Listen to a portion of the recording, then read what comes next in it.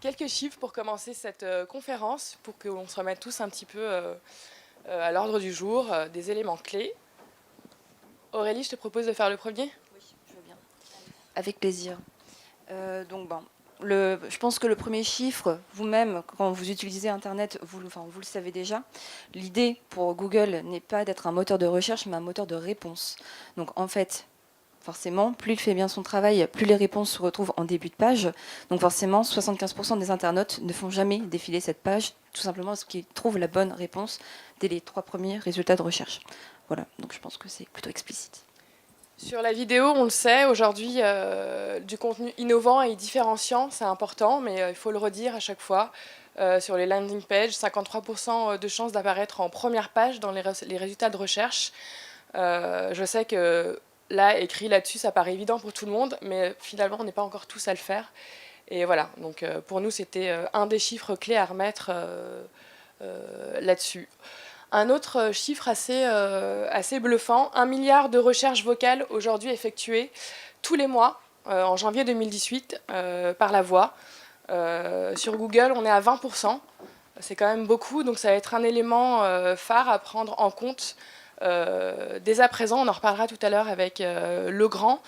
Et notamment sur les tendances, on va essayer de comprendre un peu plus pourquoi et comment l'utiliser, comment travailler justement les mots-clés, et plus que les mots-clés, mais des questions, des phrases pour apparaître devant les autres. Sur les publicités, tu veux dire un mot ou je continue? 52% voilà, du marché. C'est encore une tendance en forte progression. 209 milliards de dollars dépensés dans le monde en publicité en 2017. Donc évidemment, les dépenses publicitaires de mobile représentent toujours plus de chiffres et encore et encore.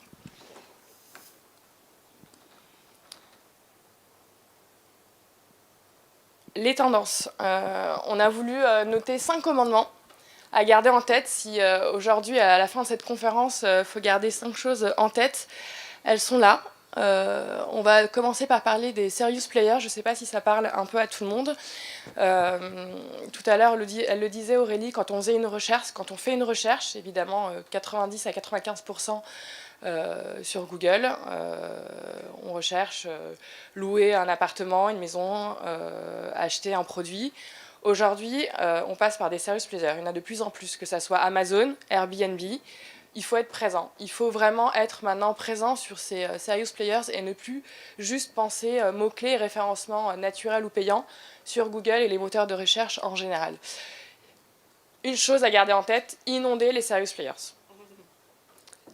Deuxième point, le mobile first.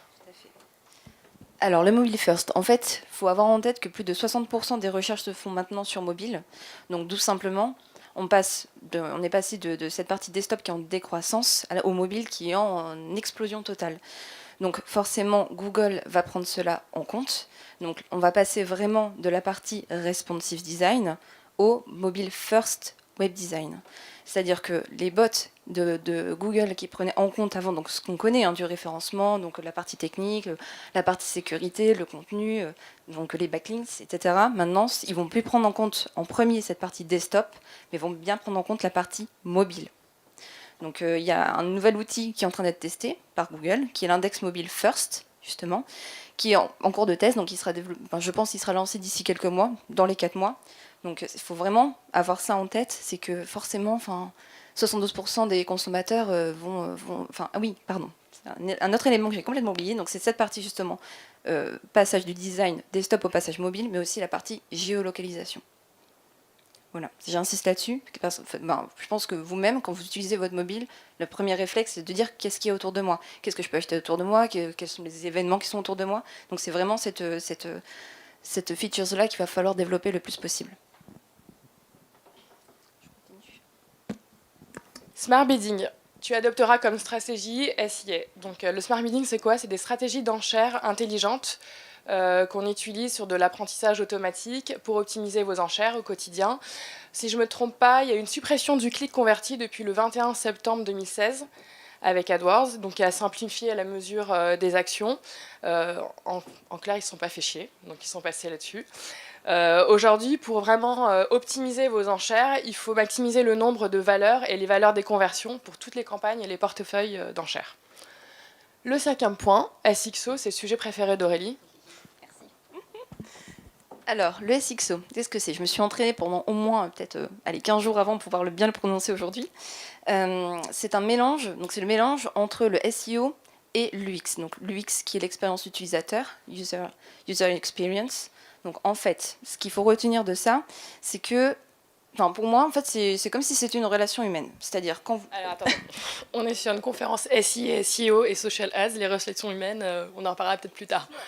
Ok, vas-y. Prends-moi le micro. Alors, quand même, je tiens à le dire. Quand vous rencontrez quelqu'un la première fois, enfin, en 3 secondes, votre opinion de cette personne est faite, clairement. Enfin, tous ceux qui ont fait du recrutement, généralement, c'est comme ça. Vous êtes d'accord ou pas? Merci. Merci, quand même. Et bien là, tout simplement, avec le SXO, on est sur le même sujet. C'est-à-dire que vous, en tant qu'utilisateur, vous arrivez sur un site internet, en 3 secondes, votre opinion, elle est faite. Donc l'idée, c'est vraiment d'arriver à l'information le plus rapidement possible. Tous les UX designers vous diront en 3 clics, on doit avoir l'info, max.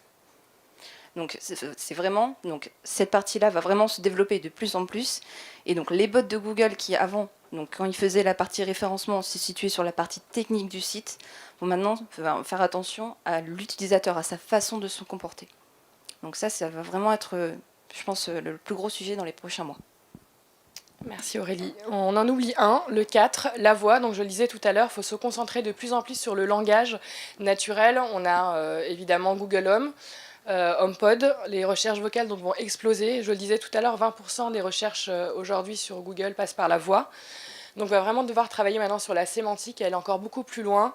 Donc on va quand même beaucoup être dans le test and learn, on ne sait pas encore comment comprendre, essayer d'analyser là-dessus en termes de data et d'utilisation des mots, des questions. Mais c'est quelque chose qu'il va falloir garder en tête. On l'a déjà tous au moins fait une fois, une recherche sur mobile et la voix. Mais on en reparlera encore une fois tout à l'heure avec le grand. Il me semble que vous êtes un petit peu en train d'essayer la chose, le sujet.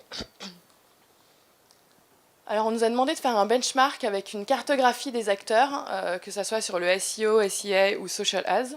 On en a noté quelques-uns. Évidemment, on peut partir du plus accessible au plus évident, sans avoir de budget, parce que même en ayant 0 budget, on peut faire certaines choses, ou en tout cas un petit peu, notamment avec Google Search Console ou SEMrush avec la version gratuite, et version Social Ads, pour n'en citer qu'un, ou de suite. On peut déjà commencer à faire pas mal de choses avec la version gratuite, vous pouvez retrouver tout ça dans le Yearbook. Et on a toute une page avec toute la carto mapping sur tous les outils à utiliser. Et on en reparlera encore une fois, enfin on va parler avec Rogazian, il me semble que tu en utilises pas mal chez GMF. Et d'ailleurs je vous propose tout de suite de commencer ce panel de discussion avec nos annonceurs. Hop. Je vous propose de commencer avec toi, Bruno. Oui, c'est parti. Rebonjour à tous. Moi, je vais vous parler un petit peu de vocal. C'est un mot très à la mode. En fait, nous, déjà, on n'a pas travaillé tout seul. On est bien conseillé. On n'est pas une start-up, on n'est pas en mode agile. Donc, heureusement qu'on a un conseil SEO qui est d'ailleurs présent sur le salon. Il nous a, depuis un peu plus d'1 an, fait part des tendances de Google, moteur de réponse derrière un keywords, mais pas que. Très clairement tout ce qui est question, voire même une réponse à une question, il nous a beaucoup challengé là-dessus. Concrètement, ça veut dire quoi? Comment? À quoi? C'est quoi un permutateur? Vous savez ce que c'est un permutateur? J'en offre 3. Donc, et ben ça, c'est typiquement le genre de questions qui sont posées aujourd'hui par les internautes et sur lesquelles on n'était pas forcément positionné. Historiquement, c'est plutôt des blogs qui sont positionnés sur ces questions-là. Et c'est ça qu'on a travaillé. Et on l'a vu aussi, c'est très en phase avec cette tendance vocale, avec le mobile, consultation sur mobile. Et d'ailleurs, c'est ce qu'on a pu mesurer. C'est-à-dire que on a touché de nouveaux clients avec la démarche dont je vais vous faire part. On a touché de nouveaux clients et beaucoup de consommation sur mobile. C'était un nouveau point. Juste pour rebondir, est-ce que tu peux nous expliquer comment tu mesures ça et quel outil tu utilises aujourd'hui chez Legrand? Alors, la mesure, elle est très classique, hein, c'est via de l'analytics, du Google Analytics, ouais, l'analytics nous montre que c'est du client B2C en mobilité et le week-end. Alors, qu'est-ce qu'il fait, ce client B2C en mobilité le week-end? Il vient sur des requêtes mais qu'on ne traitait pas avant. Ces requêtes, comment est-ce qu'on les a déterminées? Et c'est un peu la démarche méthodologique que je vais vous expliquer là. On a essayé de se mettre dans la peau de nos consommateurs, de se aussi d'échanger avec notre service client parce qu'on a une mine d'informations au niveau du service client, de regarder un petit peu ce que faisaient déjà nos concurrents parce que ça compte. Et derrière, ça s'est traduit par schématiquement une question-réponse, donc une URL, une page. On essaye de se placer dans la SERP. On parlait de mesures tout à l'heure, on le sent aussi, Google a, et vous l'avez vu, il y a beaucoup de bouleversements dans la SERP avec cette fameuse position 0, le featured snippet, le people also ask, autre réponse. Ça pose beaucoup de questions. On se glorifiait d'être en position 1, on voit que les cartes, elles sont rebasculées, rebousculées, et on sait aussi que demain, les études nous disent qu'à 80%, ce sera la position 0 qui sera utilisée en recherche vocale.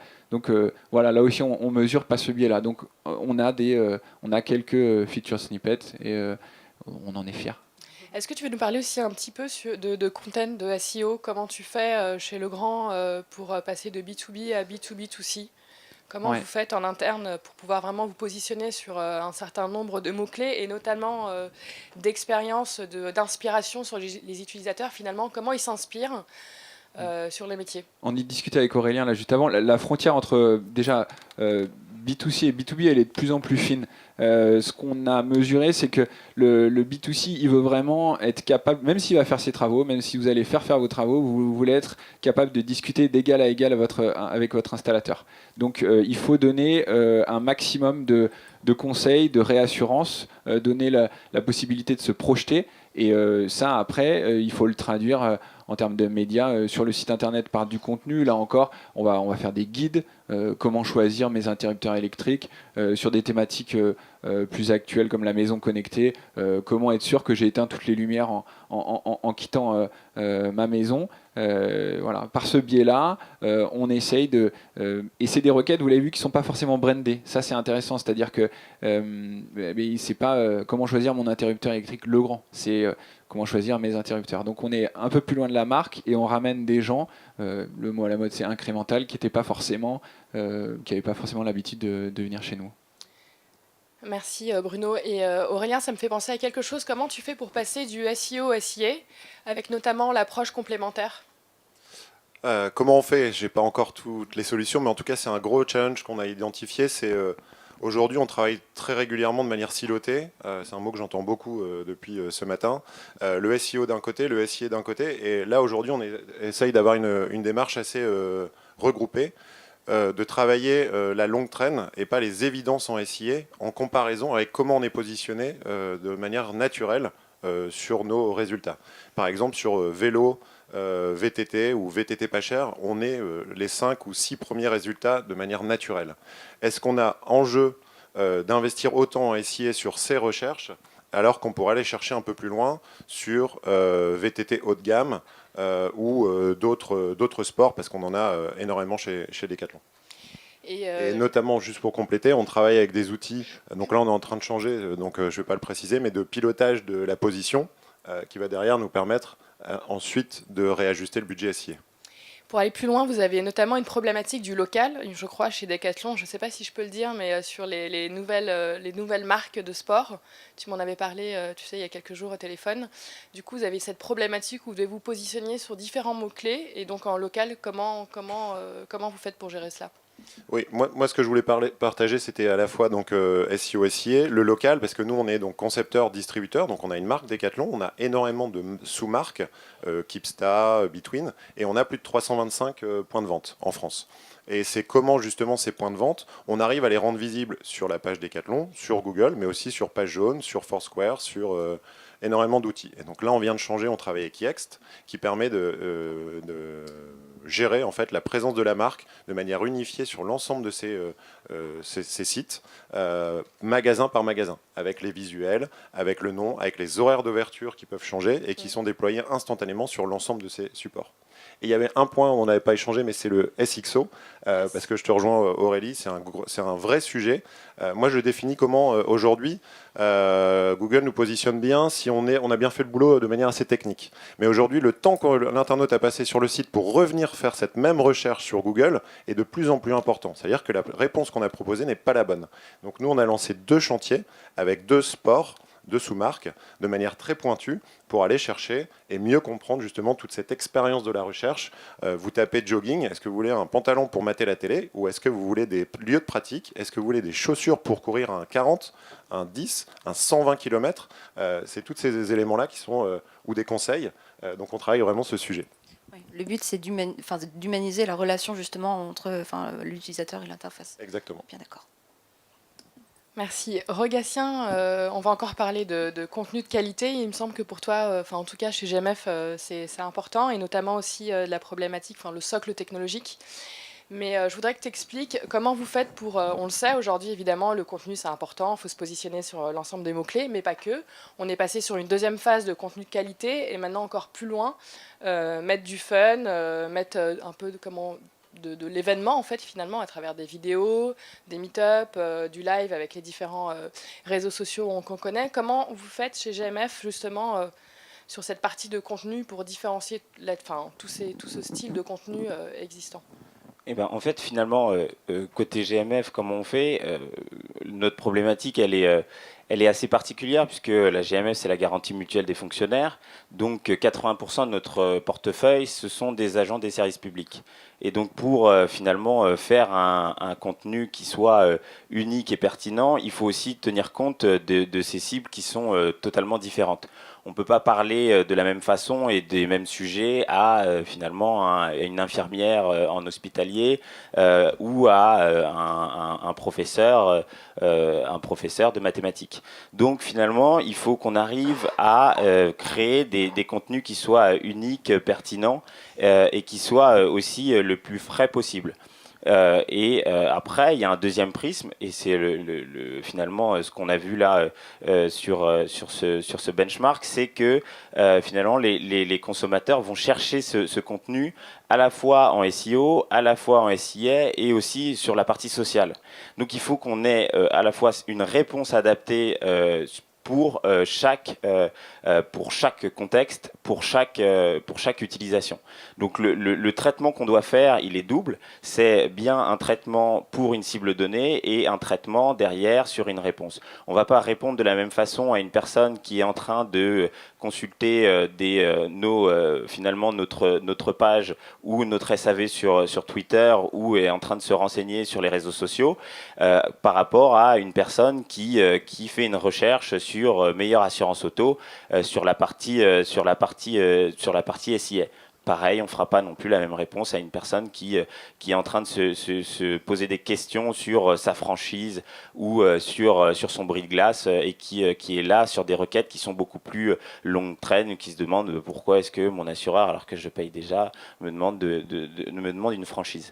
Donc cette réponse-là, elle est compliquée. Elle a été compliquée parce que finalement, on se dit qu'on va réussir très vite à couvrir une partie du champ, mais il va falloir aussi trouver une réponse pour industrialiser la façon dont on crée ce contenu-là. Ce contenu, il doit continuer à vivre, il doit continuer à être en rapport avec l'actualité, il doit continuer à finalement avoir cette fraîcheur qui fait que quand la personne arrive, elle se dit oui, il a compris ma requête, oui, il a compris ma problématique, et donc oui, cette marque-là, même si on remonte dans la chaîne et on n'est pas forcément sur une réponse GMF en tant que telle, comme le grand le disait tout à l'heure, l'heure, on est sur une réponse à une attente, à une question, et qui fait qu'on est en train de construire une relation et une préférence de marque. Sur les outils que vous utilisez au quotidien chez GMF? Et sur les outils, parce que pour nous, la réponse a été à la fois de faire ce qu'on pourrait appeler une usine à contenu pour pouvoir adapter à chaque fois le discours par finalement cible et ensuite par canal. Et ensuite, ça a été un socle technologique, parce qu'il faut bâtir un socle technologique pour pouvoir traquer, mesurer et finalement optimiser ce contenu. On ne peut pas forcément avoir du premier coup la bonne réponse. Donc on utilise pour ça les outils qui sont à notre disposition. On parlait tout à l'heure sur les réseaux sociaux de Hootsuite, mais il y a aussi des outils sur lesquels on se pose beaucoup de questions et on est en train d'avancer typiquement sur du marine software qui va nous permettre à la fois de gérer la bibliothèque de contenu qui est un peu différente et de la pousser indifféremment sur des réseaux sociaux, Twitter, Facebook, mais aussi de gérer cette partie-là sur le SIA, puisque c'était leur cœur de métier, et sur la partie Google Shopping, même si ça ne nous concernait pas sur GMF, mais c'est finalement assez intéressant. Après, sur la partie SEO, et c'est ça qui nous permet de monitorer la longue traîne et de voir les tendances, sur le SEO, on utilise la Search Console et les outils type SEMrush qui nous permettent finalement de bien monitorer. Et l'idée, c'est finalement d'agréger au maximum toute cette data, et derrière de pouvoir en faire des tableaux de bord et de pouvoir en faire des éléments qui serviront à briefer nos agences et à mieux comprendre finalement les cibles. Tous les trois, on avait une question aussi à vous poser sur la création de contenu au quotidien, puisque apparemment c'est quand même le sujet important pour travailler le référencement naturel ou payant. Comment vous fonctionnez chacun dans vos entreprises? Parce que là, j'ai entendu plusieurs fois le mot industrialisation. Je pense que c'est un thème qui est un peu important sur cette partie contenu, justement. Alors je commence. Sur le contenu, on a vraiment des gens dont c'est le métier chez nous, qui ont le label contenu. On a essayé de mettre en place toute une organisation, des comités éditos qui sont, là tu parlais de silo tout à l'heure, intermétiers, ça c'est important. Et ensuite, on s'adresse à des agences. On a différentes agences de contenu qui nous aident. Et je reviens juste une seconde sur les outils qu'on utilise, parce que pour moi c'est très lié. Les gens qui font du contenu, ils utilisent aussi des outils. Tu as parlé de la suite Google, nous, on a vraiment eu à cœur que chacun puisse comprendre qu'est-ce qui se passe sur le site, qu'est-ce que je regarde dans la suite Google. On utilise aussi un outil propriétaire de l'agence là qui nous conseille pour le suivi des positions, notamment de ce que tu disais aussi, le SEO, SEA, où est-ce que j'investis, est-ce que j'investis pas. Donc c'est la suite qui s'appelle Monitoring de mon prestataire Pixelion. Voilà. Aurélien, peut-être? Moi, sur le contenu, en fait, on a deux stratégies. Alors, on a une problématique organisationnelle en ce moment qui fait que ça peut pas être une des priorités, parce qu'en fait, on est en train de découper tous les sports et toutes les marques, donc on est en train de se staffer en interne. Par contre, en termes de contenu, on a toute la partie produit qui est très axée sur le decathlon.fr. Je vous invite à aller faire un tour si vous ne l'avez pas encore fait. Et sur toute la partie plutôt conseil, accompagnement du choix du sportif, de se mettre au sport, de monter en gamme, en compétence sur le sport, on l'a sous un sous-domaine aujourd'hui qui s'appelle Conseil Sport. Et donc c'est sur cette partie-là notamment qu'on investit beaucoup de temps et de contenu, qu'on produit beaucoup de contenu, mais il y a encore beaucoup de chemin à faire sur cette partie-là. Et donc pour répondre sur la partie GMF, finalement on a eu une démarche en deux temps. La première démarche, ça a été finalement de commencer sur des comités éditos et de centraliser le contenu. On a travaillé beaucoup avec des journalistes en freelance. On a essayé vraiment de se professionnaliser sur cette partie contenu, mais finalement on se rend compte que il y a un moment donné, ça veut dire une coordination et un travail qui est pour une marque comme la GMF et pour un service digital qui est quand même colossal. Donc on se dit et avec une qualité qui est pas toujours au rendez-vous. Donc là aujourd'hui, on on travaille sur une proposition avec Nexton pour finalement arriver à se dire on a les éléments data, on a ces éléments et finalement cette trajectoire qu'on veut avoir, et on va travailler sur cette notion d'industrialisation qui permet, et de rationalisation qui permet d'avoir sur un acteur finalement unique, un guichet unique, et après derrière d'avoir cette déclinaison qui soit avec des journalistes, avec de l'infographie, avec de la vidéo, et qui va nous permettre finalement vraiment de passer à une échelle qui soit plus industrielle. Bon, je me permets, hein, j'ai une petite question, parce que vous êtes plusieurs à avoir parlé de longue traîne et de l'importance donc ça avait pour vous. Je pense qu'on a vu tout à l'heure que ça avait justement, c'était en rapport aussi avec la partie recherche vocale. Donc est-ce que c'est un sujet pour vous, donc enfin vous commencez à prendre ça un petit peu en compte? Est-ce que c'est un sujet qui va être important pour vous dans les mois, années peut-être, je sais pas, qui vont venir? Est-ce que au contraire c'est encore une techno beaucoup trop jeune pour vous? Enfin, qu'est-ce que vous pensez de ça? Le vocal est, enfin, vous le disiez très bien, avec les 20% actuels sur Google, avec les nouvelles devices qui arrivent un peu partout, nous on le prend vraiment en compte. Il y a beaucoup de projets pilotes sur du Google Home, du Google Assistant qu'on est en train de développer. Mais après, il y a le point très local, et notamment sur la recherche vocale, on est très sur de la recherche très locale. Et donc nous, on met l'emphase sur nos magasins pour qu'ils aient justement de plus en plus la main pour travailler en fonction de leur zone de chalandise, des sportifs autour d'eux, quel type de pratique, pour qu'eux puissent vraiment travailler la pertinence des contenus en fonction de ça. Parce que c'est un vrai élément déclencheur et c'est un point qu'on prend vraiment en compte. Aujourd'hui, en tout cas moi personnellement, j'ai pas la visibilité et la vision vraiment claire sur comment les Google Home, etc. vont avoir l'impact. Ça m'intéressera d'en échanger sur en tout cas la position 0 ou comment ça va être vu, comment va être AdWords, enfin le SIA là-dessus, mais c'est clairement dans nos roadmaps et c'est des sujets qu'on traite déjà. Moi je vous ai déjà parlé de la tendance vocale, de comment est-ce qu'on on l'exploitait. Ce que je retiendrai, c'est le côté organisation et pragmatique aussi derrière, c'est-à-dire qu'on va se fier au volume de recherche, ce que font nos concurrents ou pas. Certes, on va écrire, comme on l'a dit, écrire du contenu, c'est consommateur en temps, en ressources, en énergie. Donc on va miser sur certaines questions-réponses, par exemple, et après on va regarder ce qui marche.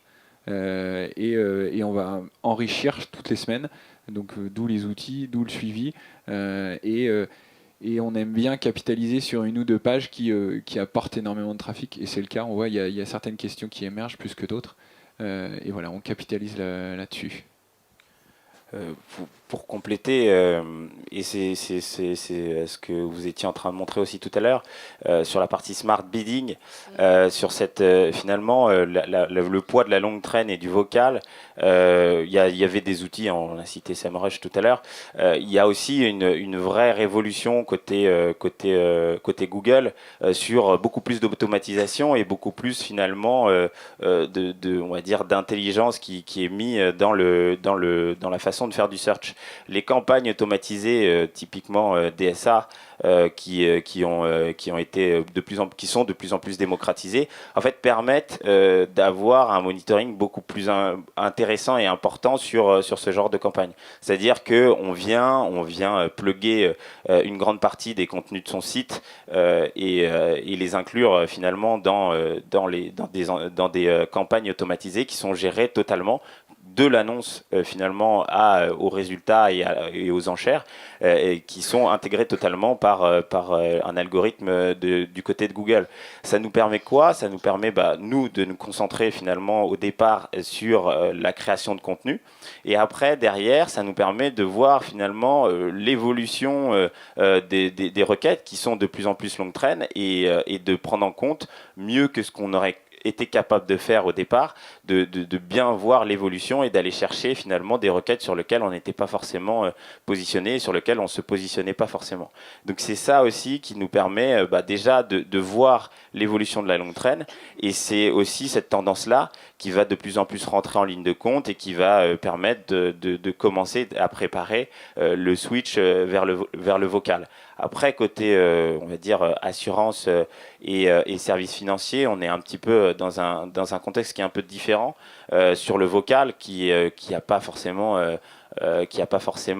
lieu d'être, où la personne va pas demain dire devis assurance auto à son Siri, mais on va être sur des questions qui vont se poser un petit peu après. Ce qu'on voit sur du vocal très concrètement, c'est toujours des questions du pourquoi, du comment, et pour l'instant, on est surtout sur un environnement qui est plus de loisirs et d'entertainment et qui n'est pas encore arrivé sur des questions vraiment services financiers. Si vous me permettez, j'ai une dernière question. Je suis intéressée. Tout à l'heure, donc, je parlais de la partie passage du responsive au mobile first design. Donc là-dessus, on n'a pas du tout préparé. Je voulais savoir justement un petit peu où est-ce que vous en étiez. Est-ce que c'est quelque chose qui est pris en considération, sachant que forcément l'analyse de Google dans les prochains mois va se positionner plus sur l'un que sur l'autre. Par expérience, je travaille encore plus avec des entités qui sont encore plus en responsive clairement qu'au mobile first, même si ça fait plusieurs années même qu'on en parle. Donc je voulais savoir où est-ce que vous en étiez là-dessus. Oh.